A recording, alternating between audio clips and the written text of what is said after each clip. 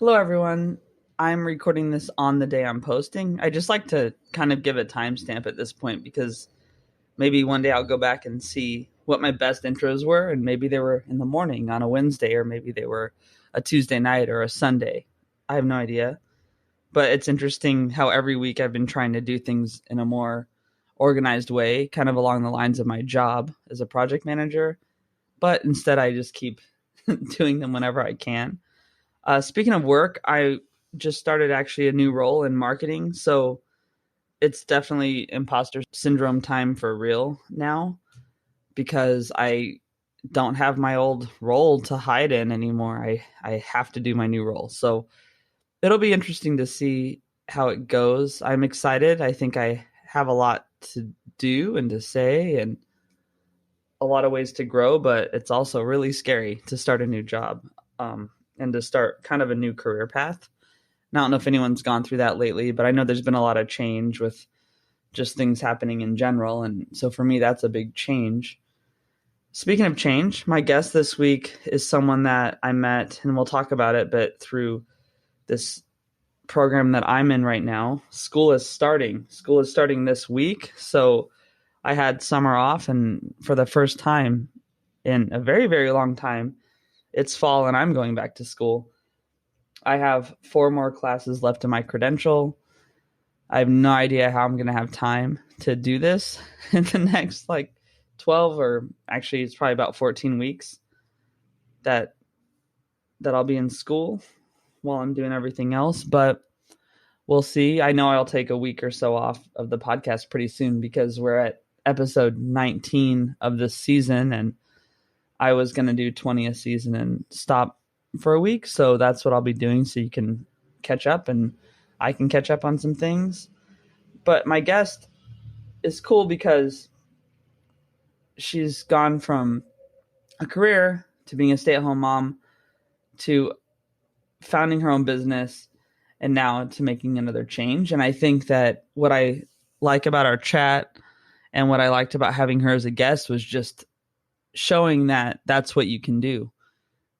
And we do refer to even an old episode of this podcast because I think Travis Nass, who I interviewed earlier in the year, really still has impacted me the most, at least recently of my guests, as far as just really instilling in me, we need to fight for something by doing something. I think that really instilled a lot in me.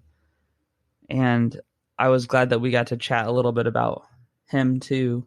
And I like callbacks. In my comedy, I like to do callbacks, and I guess I like to do them on the podcast because I'm constantly learning so much. And I hope you are too by listening. But I think that's what I'll leave it to today. So enjoy the episode. Follow, subscribe, etc. Whatever you need to do to make sure you're getting these every week. And also it will help me with ratings. And then if you have an episode you like, please share it with a friend. I'd love to have more people listening. I'm kind of doing this podcast partly for me, but partly to help others. I really think that if you hear the right stories or hear different stories, it can enhance how you live your life. And it certainly is doing that for me. So have a great rest of the week whenever you're listening to this.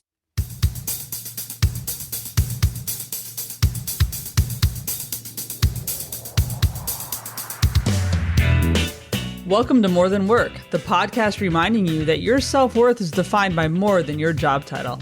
I'm Rabia, an IT project manager, comedian, nonprofit volunteer, and sometimes activist. Every week, I'll chat with a guest about pursuing passions outside of work or creating meaningful opportunities inside the workplace.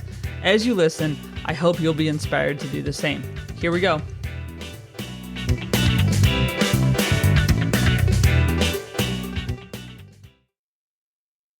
Welcome back, everyone. I have another fellow former classmate of mine, but we're actually still currently in school together as far as our overall education goes. This time it's not from my high school, though. It's from the Harvard Kennedy School Public Leadership Credential Program. We met there over the discussion board in the group and have stayed in touch. And I'm really excited to have her on the podcast. She's become a fan of the podcast, and now she's going to be a guest so she can listen to herself.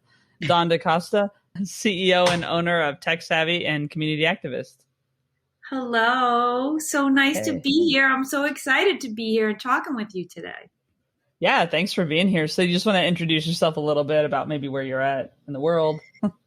Oh, where am I at in the world? So, as you said, we met through school, through this PLC program on a discussion board. School is new for me. I am back at school. During the pandemic, we had, as most people did, lots of time to think about where we were in life. And I had a little bit of a life quake and evaluation. And I decided after many decades of not being in school to go back. And it scared me tremendously at first. And now I'm loving it. But just to back up a little bit, you and I chatted about my journey. I was for about 15 years a stay-at-home mom. I had the luxury of raising my kids here in Connecticut and married to my college sweetheart. And we were raising the kids. And when they were in high school, I took a job working at Apple in one of their retail stores. And eventually the retail hours were just not working with the kids and their sports schedules. So many people were saying, you're really good at teaching us how to, use these devices. Can I use you? Can I call you? And I created a company called Tech Savvy. And I've been doing that for 8 years. And it was great before the pandemic. I was teaching at libraries and assisted living facilities and helping small businesses with social media. And then, like everybody, when the lockdown happened, we were all stuck at home. And I was kind of freaking out, like, oh my God, how do I move forward? And I pivoted just like everybody else did. And I learned how to use Zoom. And I had my most successful year ever with teaching classes online. And it was great. But again, it terrified me. I felt really good about connecting with people. And it was a scary situation when we were all in our homes, but it was a way for us to keep learning and keeping connected. Mm-hmm. Yeah, totally. And I think it's cool that you kind of became your own genius bar, really. That's what you did, Well, don't get carried away. There's no genius over here. But it was great. I know I helped a lot of people. And, after my sessions, everybody was really grateful. And in the very beginning, when I started teaching via Zoom, I was nervous that I didn't feel like worthy enough to charge because I was an in-person teacher. So I actually reached out to friends and family, a few of who were teachers, high school teachers, and they helped me work out the kinks. And I just asked them if they enjoyed it, if they would donate, not to me, but to a local organization that was doing good things for the pandemic. So that was really great. Once I got my sea legs, as they say, I, went out to my clients and said, hey, I'm ready to do this virtually.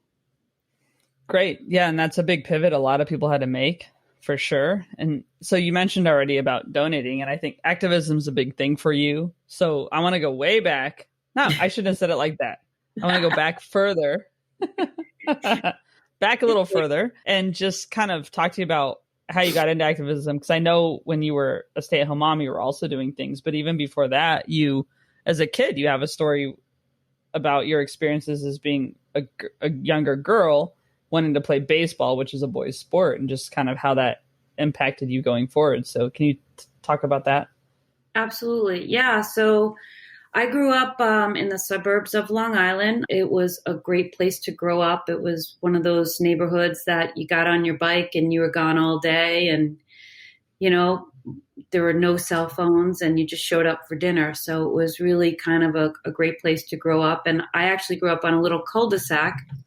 And they were all boys in my neighborhood. I was the only girl.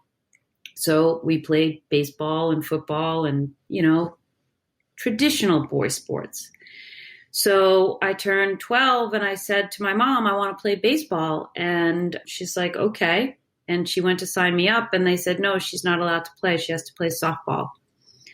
And I said, I don't want to play with girls. I've been playing with boys the whole time. And it was the first time in my life that I was like, what do you mean I can't do this because I'm just who I am? Like, I'm just as good, if not better at the time, some of these boys.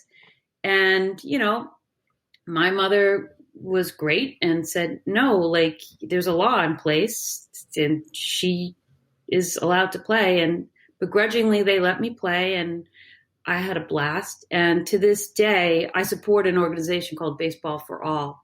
And they are Mm. trying desperately to get a woman in the major leagues. It's going to happen. So yeah, but it was my first time that in equity, I was like, wait, what do you mean I could play baseball? Hmm. Don't tell me I can't. So I think that, a lot of your story kind of, you find out your purpose by what happens to you in life. And that just never sat right with me. So anytime I saw, inequality or injustice, I was like, yeah, I think that triggers me Yeah. when I see it because I literally didn't understand what the problem was. And I still don't to this day. Yeah, it's true. Do you remember at all any reaction from the boys or if there was any? Oh Yeah. yeah. Yes. Boys, parents, you know, Yeah. why do you want to play with the boys? Why don't you want what? I wasn't exactly a girly girl. I wanted to hang with the boys. It's what I knew. It's not like Hmm. I, to me, it was just so natural to just hang out with guys. Yeah. And yeah, parents gave me sideways looks. I got crap in school Yeah. and I just had to leave it on the field because when I hit a home run or did a good play, it kind of, shuts people up to say, oh, she's good enough to be here. Hmm. But Yeah, you again, just work harder to prove that you and nothing's belong. changed. No, it hasn't. That's true. Nothing has changed, really. It's the incredible thing about it. Sadly, nothing has changed. Nothing has changed. So that's how my activism started. I believe that Mhm. was the first time I didn't know what feminism was. I didn't know what anything was. I was just a kid who wanted to play baseball. Yeah.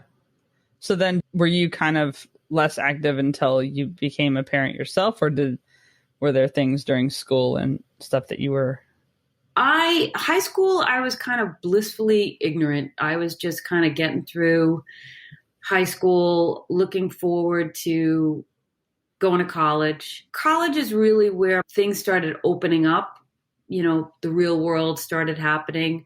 But I Mhm. don't think my activism actually started until I had kids. I have to Mhm. say, like, I think I was always, aware of things and I always voted.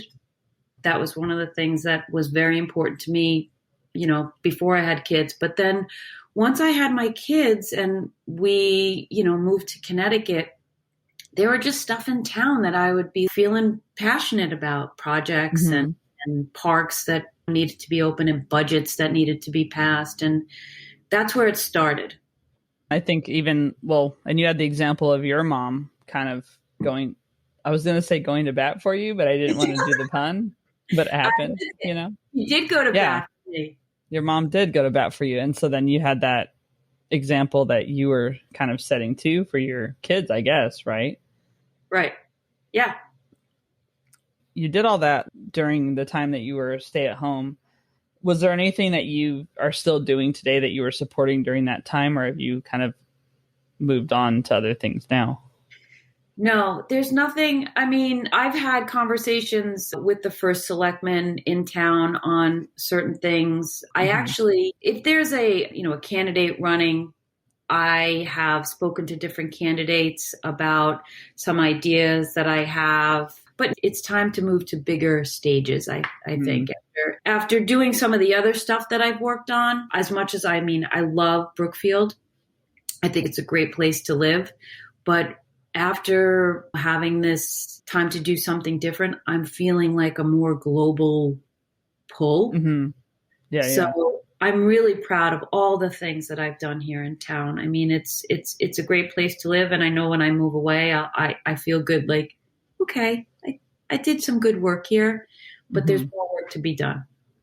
Yeah, no, totally. And I know I grew up in a small town in California, and I went back for a little while and I've left again, but there are people there working really hard to make changes, and changes that were needed when I was a kid and they're still needed. And it's just change is incredibly slow. It feels fast to people when they feel like they're losing something, as we've learned, right? But for us, we haven't lost anything. We're still trying to get for others. And I think that's where it's interesting how it's so slow. So I look at my hometown and I see like 30 years later, or 25 years later, there's still the same issues that were there before. They're maybe a little bit bigger now in a way.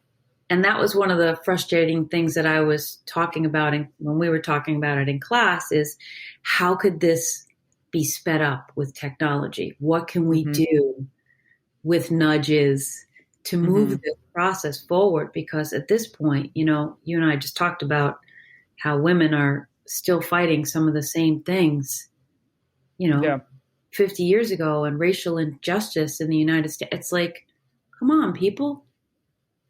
Yeah. It's difficult. Because what I think is interesting is you had a skill set that you became aware of that you might not have been aware of before. And then you decided to build your own business, because there's probably people listening who are in a similar boat and they're trying to figure out what to do next. So how was that whole process for you, I guess? I was building the plane as I was flying it. I knew that I had this skill set, but I had to create all of my content. So I took whatever I learned at Apple. I had this way of doing things, and Apple is, to this day, I love Apple. It's a phenomenal company. I learned a tremendous amount. But as being an entrepreneur is totally different. So you are everything. You do the marketing, you're doing your outreach, you're creating your content, you are advertising. So I just kind of put on my business hat and tried to think in different realms and did it. It's like there were times that I'm like, okay, I need QuickBooks. And I'm like, yeah, no, I'm just going to do an Excel spreadsheet. Yeah. I did some heavy marketing in the beginning. And then once I got name brand recognition, I stopped, and I dabbled with Facebook ads, and, you try different things. And some things worked and some didn't. Yeah. But the great thing is my business was really, there's a huge need for this. Anybody who has a mom or a grandma that they try to walk them through turning on or finding an app or pressing the home button, it's painful, and I had patience to deal with everybody's mom and grandma. And I had a blast because, I made it fun. Well, yeah. And like even now we're still in it, I guess, but earlier in the pandemic, when in the US, I mean, a lot of countries don't have the vaccine even distributed yet, but I know my mom's not really what I'd call old at all. I mean, she's still in her 60s, but she had to figure out how to book her vaccine, and it required her going to the county website, then going to I think 10 different pharmacy websites and trying everywhere. And then my dad's 82 and he's not going to do this. He has no patience. So she had to do it for him. And it took her 4 hours one day just to book an appointment. Right. And that was someone who, we spent enough time together where she has a lot of skills and knows what to do and figures it out. But I can't imagine if my dad had tried to do it, or even he probably would have figured it out. You know what I mean? It's just too much. I mean, there's such a reliance on technology, even if you're older, even if you don't want it, that you have to have it. Right.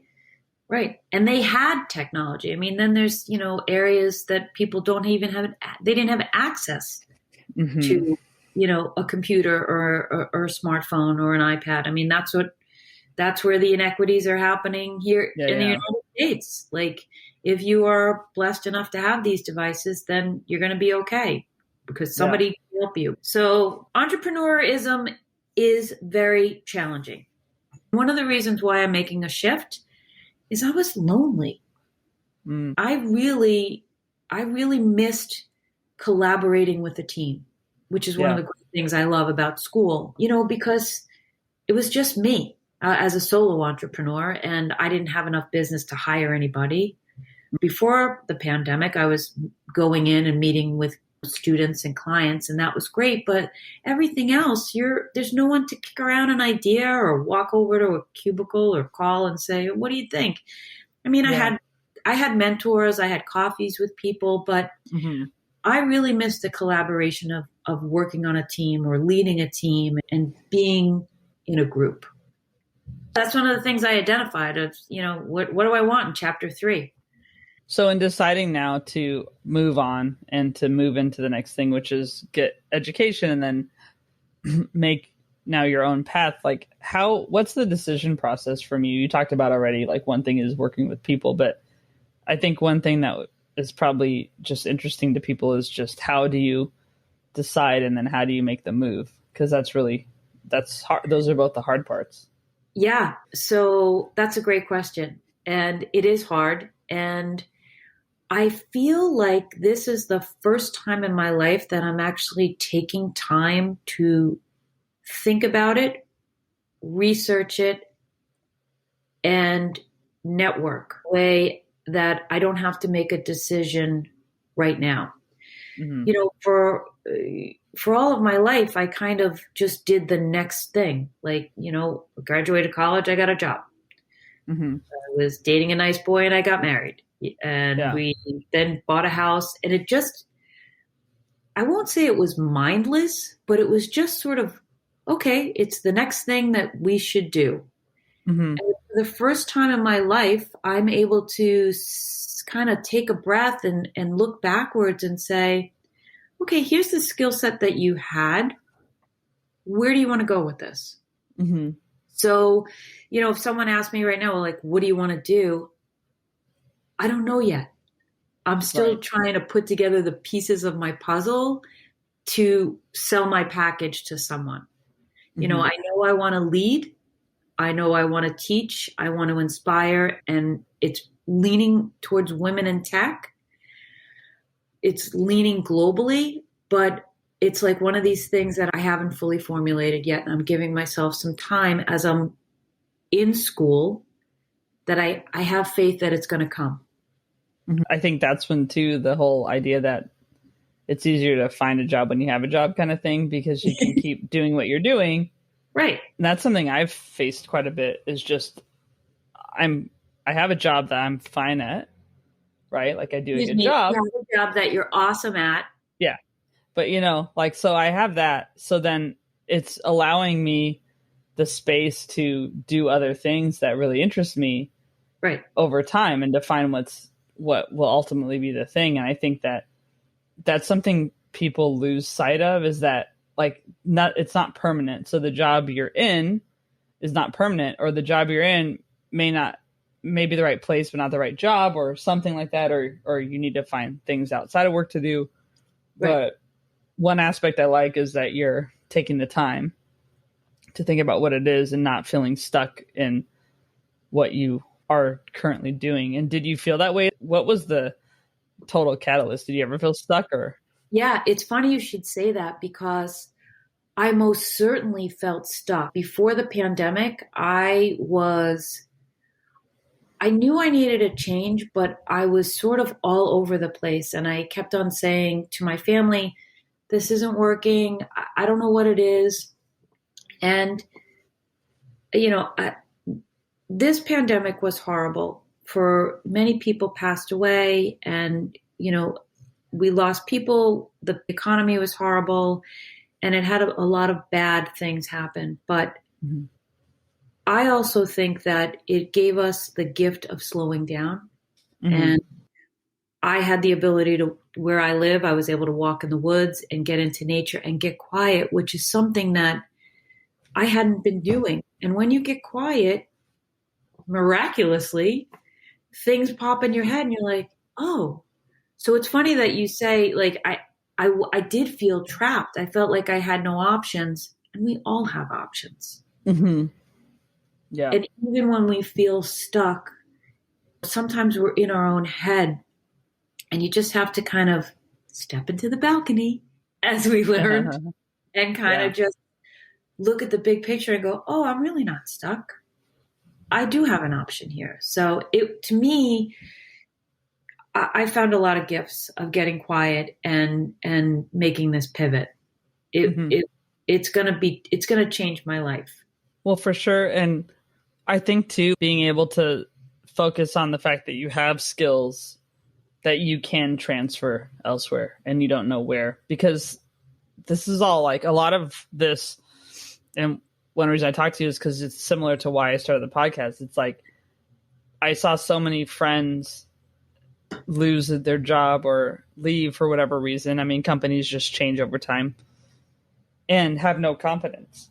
They would come out of the job that they were great at and that they were at for years and think they didn't have the ability to get another job. Yeah, why? And it was insane. Why do we do that to ourselves? I mean, you and I were just, talking about that earlier. It's like, I see you as this phenomenal person. When we first started talking, I mean, you're doing stand up, you started a podcast, you have your regular gig. And still when I talk to you, you're like, yeah, well, I have this job. And I just think you're fabulous. Yeah. We see this other person. It's almost like I wish we could all put our friends' eyes on ourselves when we try to go out into the world. And that is going to be the biggest thing for me, is to sell myself, because I think I know I have a hard time selling myself. Mm-hmm. Yeah. So that's going to probably be my biggest obstacle. Yeah, for sure. Especially changing career paths. But I think it's good to know you have a skill set and to be confident in that. So you're thinking about, though, working in public policy in that realm. And Mm-hmm. So, like me, I wrote a blog post on how I decided to go back to school. And so for me, it was a decision that involved time. What time do I have? And location. I needed it to be remote. I wasn't going to be going to a campus because I don't want to be tied to a certain city or location. And then for me, it was also money and like, what can I just pay for? And those were the decisions, the way I did it. And then the other question was like, even if this does nothing for my career, is it okay with me? So what went into your decision to go, and how did you decide? Because we have two different lives. I'm, single. Basically on my own, right? So It's just me. And then you have a family. So it's like a little bit different. And it's two different views of how to go about it. Yep. It was different, but the criteria was very similar because, first of all, I had to get out of my own head and stop I can't go back to school after 30 years, and the first week of classes was really totally in my head. Like I was like, I can't read this. This is Harvard. I can't, what is Canvas? I don't know. Like, to the point that my kids were saying, Mom, you're tech savvy, for crying out loud. Figure it out. I'm like, you're right. Well, even just the text was, I felt like I was illiterate, to be honest with you. And we speak English. This is an international program. Yeah. So once I got out of my own head, but to go back to your question, the requirements were kind of similar. I wanted something that I was going to need to commit to, but not so horribly commit. Mm-hmm. It was kind of like I needed something to dip my toe in. It was a very good cost. It was in my budget because I was going to take my money out of my company, because I call it now leadership and development training. I didn't want to go anywhere. I mean, the fact that we could take this course online is awesome. And I knew after, listening, it was going to give me that international flair that I wanted. Mm-hmm. And I was hopefully going to meet people that do cool things. And it's filled all the bills, man. And so even though we're in two separate realms, a lot of the things were the same. Which is, I mean, it's good. And I think, we've met a lot of interesting people for sure through it, and learn how to work with people again. I mean, in a different way, like doing assignments together and things like that, which is really something, like how to work with adults. In different time zones and in different countries. I mean, in my past group, we had two individuals from India, and they're not in our group anymore, but I reached out to them a couple of weeks ago, just checking on them. I mean, we're all connected, man. I mean, that's the whole thing this is one of the other reasons why I want to go into public policy is we got to realize we're all one humans. That's it. Mm-hmm. One humans, one planet. We're all humans on one planet. So we got to focus. We got to treat each other nicer, and I don't mean to be all kumbaya, but I mean, what lessons do we learn from this pandemic, man? We gotta work together a little bit better. Well, yeah. And it's a little weird if you'd come on this kind of podcast and start talking about how we need to fight with people. Fighting. Like I recommend, I'm trying to go into a career where I'll fight with a lot of people or something, That's not really a value that's probably the best. Like my core value is conflict or something, Yeah. No. There are things worth standing up for, but there's no fighting necessary. No, I agree. So can you talk a little bit about some of the stuff you did recently that's outside of your job? Like is somewhat recently now, like the Women's March, the work you did with that. Right. Yeah. So that was pretty fantastic. So the first Women's March that happened in New York City, I just marched in, and that was fantastic. That was right after Trump got in office, and it was a worldwide. I wish the listeners could see what face you made. I wish I did video. No, I did a face that people who heard the Mother's Day episode heard my sister describe my mom trying not to laugh, and then she does it and I did it. And so I guess I am like my mom and sister. But anyway, sorry to interrupt. So anyway, that was a pretty powerful day. And I saw how I had never been to a protest. I had never taken to the streets. I'd never made a sign, and my activism was more of showing up at town meetings or volunteering for a board. So this was powerful. And then I got involved in an art project in conjunction with the Women's March that was done the next year called Eyes of the World, which is still going on. It was a mosaic art project. It's actually, the finished product is actually in New York City. It's hanging in the School of Dentistry. And then the third year, I started talking with Catherine Simienko, who is the president of the Women's March Alliance. And her volunteer pool had dwindled significantly. And I said, well, I have some time. What do you need? And it went from helping with social media to actually co-chairing the whole march. So I had multiple hats. And again, it was just a real powerful experience for me. Like, I could do this stuff. I increased the fundraising in different ways. I did social media. I organized the day of the march. We helped with the art project that was in coordination. So we got sponsors. So it was just really powerful. And again, it was just like, this was the advocacy. This is really cool. This resonates, that really resonated. And another cool project that I did a couple years before, and which is where I met our friend Paul DiGregorio, was a Facebook Live fundraiser called Stand for Rights for the ACLU. That was so cool. That raised like $650,000 for the ACLU. Tom Hanks was the host. Tina Fey was there, and it was just like, you'll know this because you're in the United States, the Jerry Lewis telethon, the telethon. Yeah. So that's what it was like. It was like a Facebook Live Labor Day telethon for the ACLU. And stars did different skits. It was fantastic. Yeah, and like here, I think it'd be like Red Nose Day. Red Nose Day, right? Where the people do like funny skits and stuff to raise money. I think for kids here. Yes, it's just like Red Nose Day. Yes, and that was really cool because it was live, so it was like Saturday Night Live. Yeah. And the energy. I mean, and I'm not gonna lie, hanging around Tom Hanks, seeing him in the hallway. Did you meet him? I said hi. So you're able to talk. I don't think I could talk if I saw him. No? I don't think so. He's a great guy. Because I'd be like, I always refer to him as America's sweetheart. I think he is. And he's a great guy. I don't know. I'd probably freak out, like faint or something.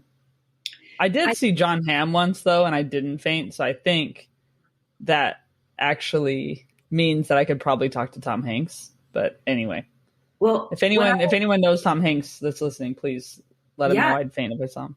Yeah. Yes, Tom Hanks, please come. He is more than work too. He does huge advocacy. I mean, think of that. Like, he's an Yeah. actor and more Hmm. than work. And he's got Yeah. like a typewriter obsession too. So you could talk to him about that. Yeah, exactly. So There's I don't so much know, maybe. to talk about. I'll see if I know any people. We'll get him on. Yeah, get Tom Hanks. But yeah, oh, so that's really cool. So I mean, I think that my observation of you is that like you just are willing to try and say yes. And I mean, do you feel like that's the thing that's led you to do these like pretty cool things, like to be on the chair of like the Women's March, or not the chair, but like help chair the event and then get involved in this other event? I think, yeah, I think I just enjoy. There's two things. One, when I see a cause, this Women's March, which I felt very strongly about continuing happening, it's one thing.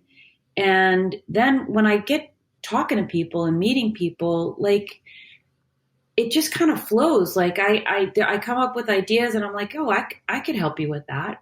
Like, it just, yeah. So I guess there is Mm-hmm. just a willingness to just get in there and do it. And why not, man? It's better than sitting on your ass. Like, that's Mm-hmm. literally the reason why, like, I just can't sit on my ass. We're allowed to say ass, right? Yeah. Yep. I just have a box I check that we're explicit. Now we can say anything. If you want to psychoanalyze, I'm a fixer. I visualize the world being a little bit better. And I feel, if you want to talk about purpose, like, I have the capacity and the skill set and the love for humanity to want to try and make it better. And everybody has that. Why not you? Like, I mean, if you're looking at something, anybody who's listening out there, if you're looking at something and you're like, well, I could do a better job with it. Well, if you're not, why not?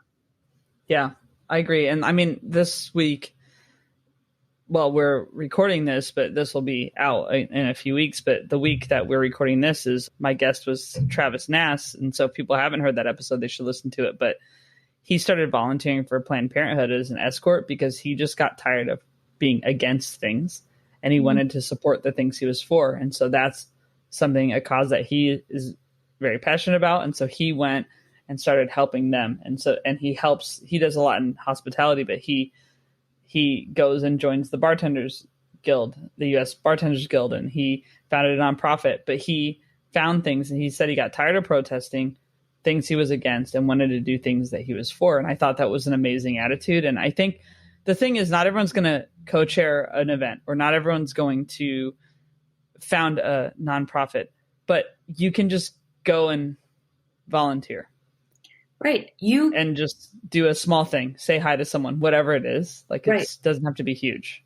It doesn't have to be huge because we're all leaders. Big L, little L. It doesn't matter. Like, one small thing, vote. We just found out voting is so important. Mm-hmm. One small thing, help your neighbor. Check in on a neighbor. I mean, it's simple little things. Connect with someone, smile at someone, keep the door open. Like, you don't have to save the world today. You just, like you said, do one small thing. I mean, and kudos to Travis and I agree with him. Like, after the last Women's March, I'm like, I'm not marching anymore. I'm either running for something or I'm doing, like, I finished the march and I said, I can't march. I'm done marching. I'm going to run something. Yeah. Yeah. I agree. And I think that's really cool. So is there anything we didn't cover that you wanted to cover? Well, I could talk to you for hours, but you got to get to bed. No, not yet. I don't need to get to bed, but we have a time zone difference happening here. No, I mean, this was great. I'm a fan of More Than Work podcast. I think it's great. I think you're doing great stuff. I can't wait to finally listen to your stand-up. I'm excited for that too. Thanks. And I'm just excited for the journey. And I feel very blessed that I met you early on in my journey and we're going to see where this goes, man. Yeah. Yeah, totally. And then, you come back when you've founded what you founded or you're doing what you're doing. So before we get to my fun 5 questions that I ask every guest, we've kind of discussed them at the end, I guess, anyway, recently in this conversation, I mean. But do you have any advice or mantra that you'd like to share with people that you? Wow. I think the best advice I could give people is to, love one another. And when you feel like you're getting all hot and bothered, take a breath. Yeah. Just do your best to love one another and, take a breath, because if you just take a breath, it's probably going to like bring you down to reality of is it worth it? I mean, we've all been through a lot, be kind to yourself and be kind to each other. We've been through a lot, man. Mm-hmm. Yeah, it's true in the last little while. So, okay. So here's the fun five. I know you've heard other people's answers. So yes. You're probably one of the more prepared people. I know when people haven't listened to the podcast because they get super stumped. And I'm like, oh, you haven't listened. I know it. What's the oldest t-shirt you have and still wear?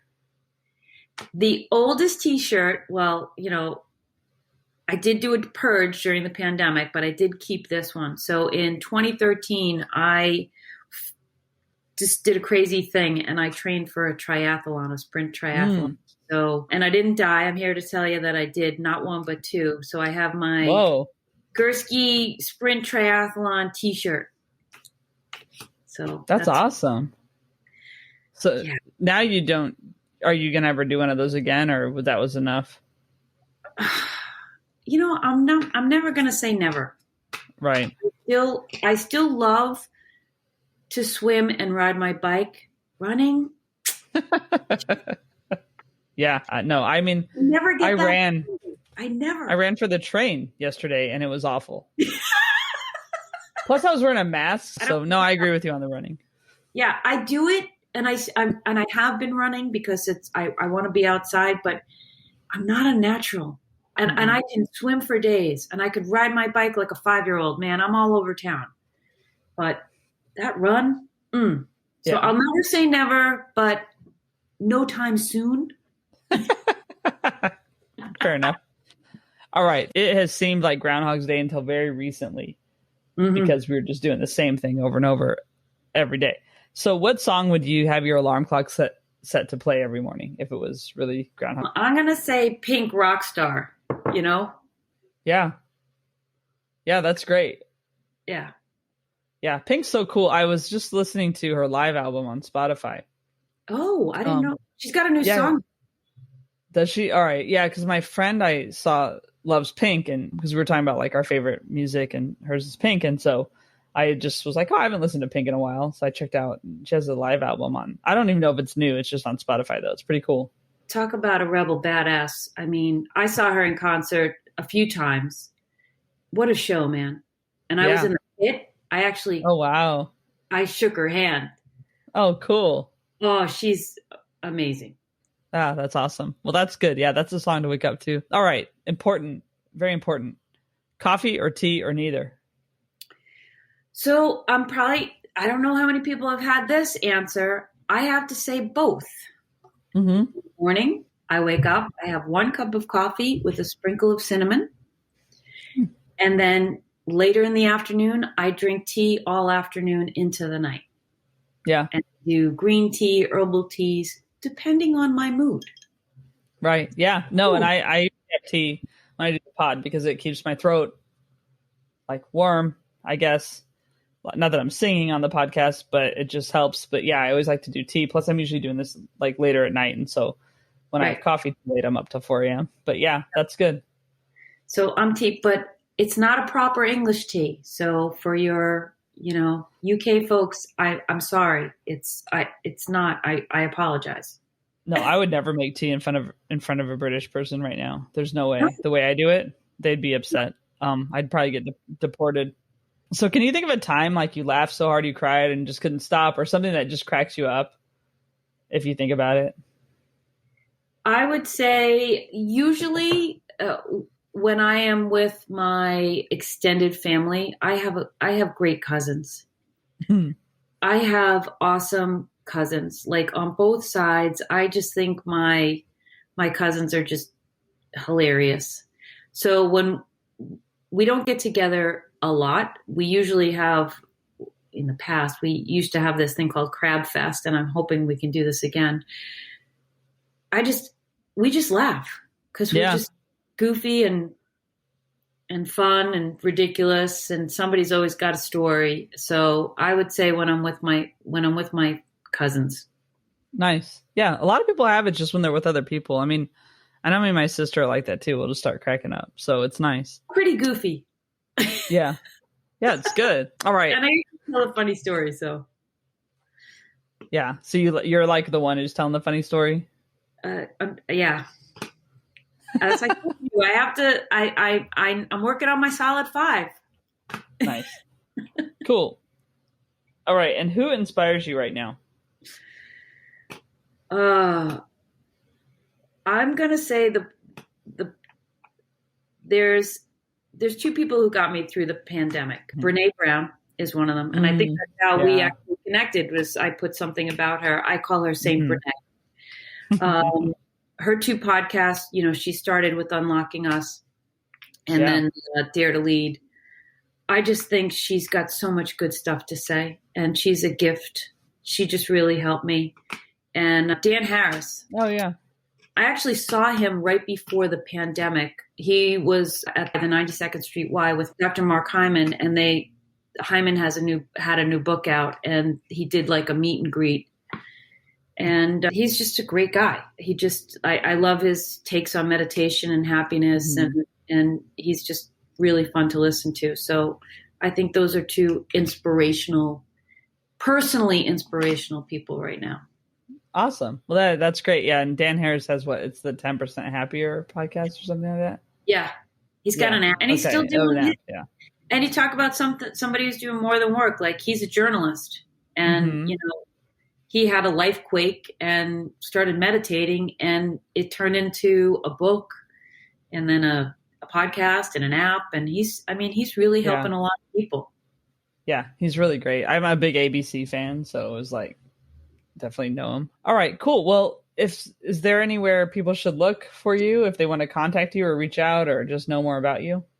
I think LinkedIn is probably the best place to find me these days. Cool. Yeah. All right. So I'll link your LinkedIn in the show notes. That was harder to say than I planned. Cool. Well, thanks so much, Donna. It was really nice to chat with you, and thanks just for sharing about where you've gone and just kind of how you're deciding where to go. That's really great. Thank you.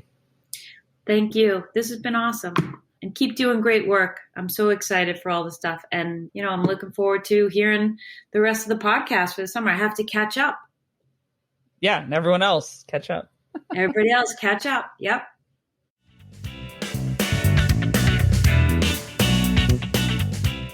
Thanks again for listening this week. You can find out more about the guest in the show notes and at RabiaSaid.com. Joe Maffia created the music just for this podcast. Find him on Spotify. That's Joe, Maffia. And Rob Metke is responsible for our visual design. You can find him online by searching for Rob, Metke. Thanks, Rob. Let me know who you'd like to hear from or about your own experiences defining yourself outside of work. Follow at More Than Work Pod or send a message on Facebook, Instagram, Twitter, or LinkedIn. Or visit our website, morethanworkpod.com. Give us a follow on Spotify, Apple, or wherever you get your podcasts, and leave a review if you like. Thanks for listening to More Than Work. While being kind to others, don't forget to be kind to yourself.